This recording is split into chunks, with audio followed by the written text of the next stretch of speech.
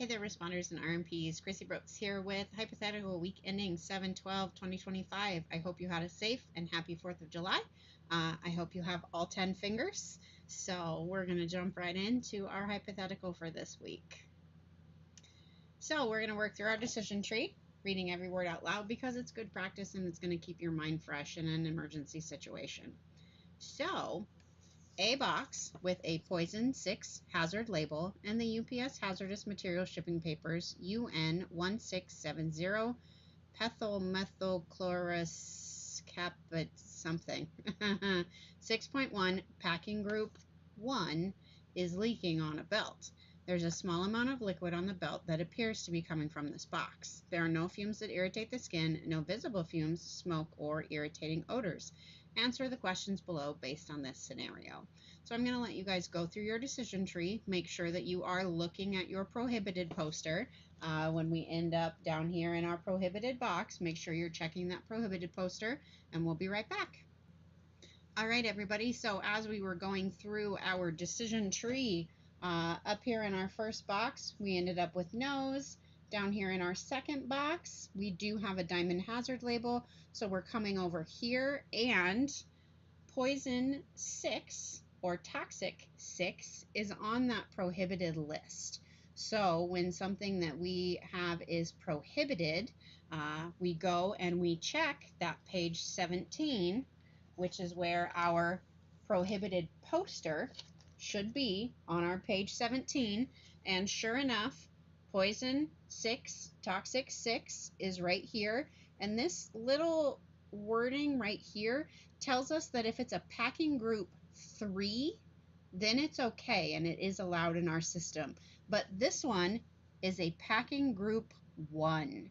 So this is going to be something that is prohibited in our system. So when we end up with something that is prohibited, we go to our red box, do not attempt to clean up the spill, activate the chain of command, and notify your environmental coordinator. So we are going to be calling our environmental coordinator, letting them know that we have a prohibited box, that we have a prohibited leaker, and they will be calling in an outside responder for us. So which response or containment sheet are we going to end up on? Well, we should go to the poison 6 packing group 3. That one, no. We want to go here. Prohibited, activate chain of command, because that's what we're doing. This is not a packing group 3. This is a packing group 1. So we're not going to the poison 6 packing group 3 response sheet. We are going to the prohibited because this is a poison packing group 1. So we're going to click on prohibited. And then what's response or containment sheet? What did it tell you to do? For this one, we actually, let's see, follow the chain of command, notify your environmental coordinator. There you go, there it is. I wrote these a long time ago, so apologies, I don't remember all the answers. So that one is going to be follow your chain of command and notify your environmental coordinator. Next one, new info. Read this whole question on here.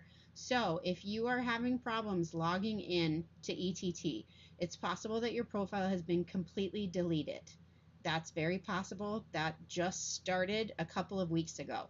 So you need to get in touch with your health and safety supervisor. First, try to change your PIN code. If you go to this site right here, it's going to give you step-by-step, click-by-click instructions. If you cannot get your PIN code to reset, or if you reset and it's still giving you that MFA denied, then that is because you probably don't exist in ETT any longer. So get in touch with that health and safety supervisor. Again, on this one, hopefully you can get into ETT with your own credentials. Then I know that I need to access this waste disposal flowchart electronically for every leaker that I dispose of, and I know how to get my hands on it in the quick reference guide. If you don't, click here.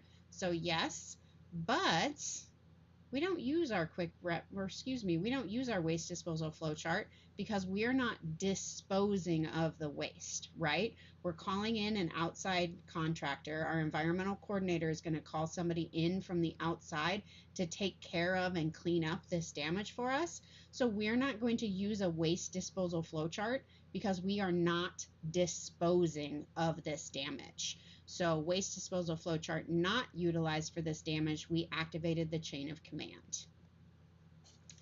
All right, what do you do with those RCRA clean containers? We get to throw them away. And then what poster do we use that tells you what diamond hazard labels are not allowed in the UPS small package system? Well, we looked at it for this damage. It's our prohibited poster. That's going to tell us what diamond hazard labels are not allowed in our system. And then hopefully you've got your DOK already done. And everybody's favorite page, make sure you're using the drop downs, getting to your information on here, getting all of that filled in. If you are not on the drop downs, or if you need to get a hold of your health and safety supervisor, here is the listing, and then here are our responsible areas. So please contact the health and safety supervisor that pertains to your specific division or building. Otherwise, you can always contact me. I'm happy to help out if I can. So, and that's it. That's all we've got for this week's hypo. Pretty cut and dry, prohibited. So it was prohibited because it was a poison group. It was a poison 6 packing group 1. So it was prohibited. So we went to our prohibited activate chain of command response sheet. We didn't use our waste disposal flow charts. And then the rest of it is pretty easy because we're calling in an outside responder. So we're not going to be cleaning up this damage, the outside responder is. All right, that's all I've got for you guys today. I am working on the Responders Corner. I have a Responders Corner call coming out this week. It is going to be about fuel and oil spills. So look forward to that, and I look forward to making the video for you guys as well. We'll see you all next time. Have a great, safe week.